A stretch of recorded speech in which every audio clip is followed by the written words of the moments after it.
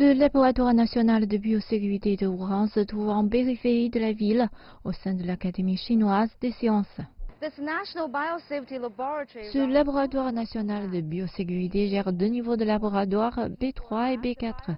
Le laboratoire B4 est le plus haut niveau, et pour beaucoup cela peut sembler mystérieux. À quoi ressemble-t-il et que se passe-t-il à l'intérieur? C'est ce que nous allons voir tout de suite. La lettre B signifie agent pathogène, puis le chiffre qui suit est grand, puis l'agent pathogène est dangereux. P4 désigne un laboratoire de sécurité maximale. Le biolaboratoire de Wuhan est l'un des rares au monde à être désigné P4. Son directeur revient sur sa fondation.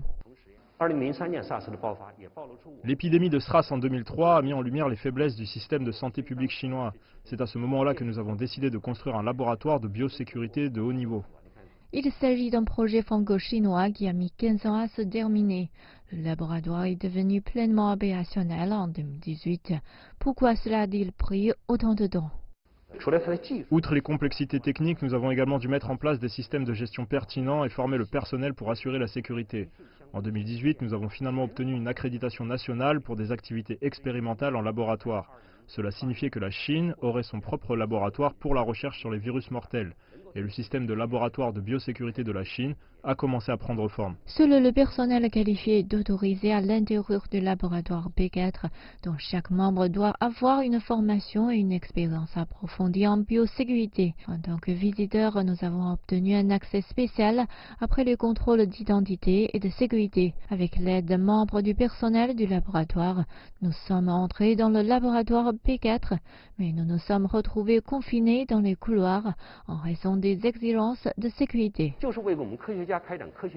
Un laboratoire P4 est équipé d'une plateforme de biosécurité pour s'assurer que les chercheurs sont à l'abri des agents pathogènes sur lesquels ils travaillent et que les agents pathogènes restent dans le laboratoire. Nous disposons d'un système complexe pour l'électricité, la filtration de l'air, les douches d'urgence, les automatisations, la sécurité incendie et l'assistance médicale. Toutes ces installations doivent assurer un espace confiné à pression négative. Le laboratoire B4 est principalement utilisé pour la recherche sur les virus mortels, en particulier ceux qui n'ont pas de remède ou de vaccin connu.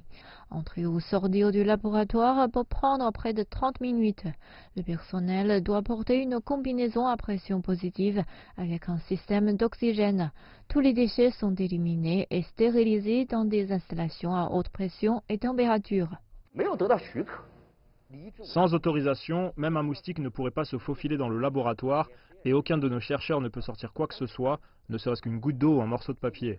Donc quand certaines personnes ont émis l'hypothèse que nous pourrions sortir les animaux de laboratoire pour les vendre ou que ces animaux se seraient échappés, ils n'ont aucune idée de la gestion des opérations ici. Un contrôle complet de la sécurité est effectué chaque année. Le complexe couvre une superficie de plus de 3000 m². Sa structure principale occupe plus de 1000 m².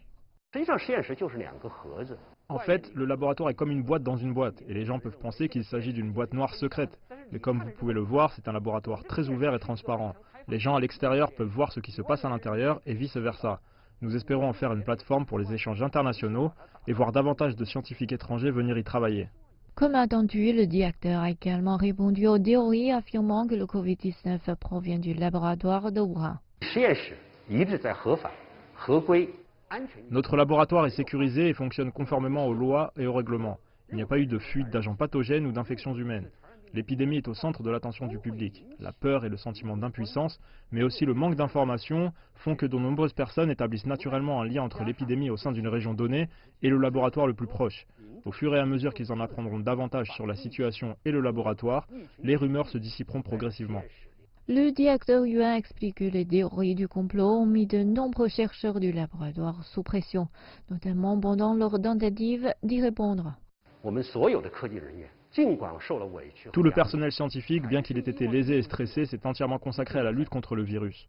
Nous avons obtenu de bons résultats dans l'établissement de modèles animaux, le développement de vaccins et la production d'antisérums. Nos kits de test ont été approuvés pour la production et l'utilisation. Nos résultats sur les antiviraux ont également été inclus dans les protocoles de diagnostic et de traitement du Covid-19. Le directeur affirme enfin qu'un vaccin inactif contre le Covid-19 a été mis au point par l'Institut de virologie de Wuhan et qu'il est désormais entré dans la 3e phase des essais cliniques.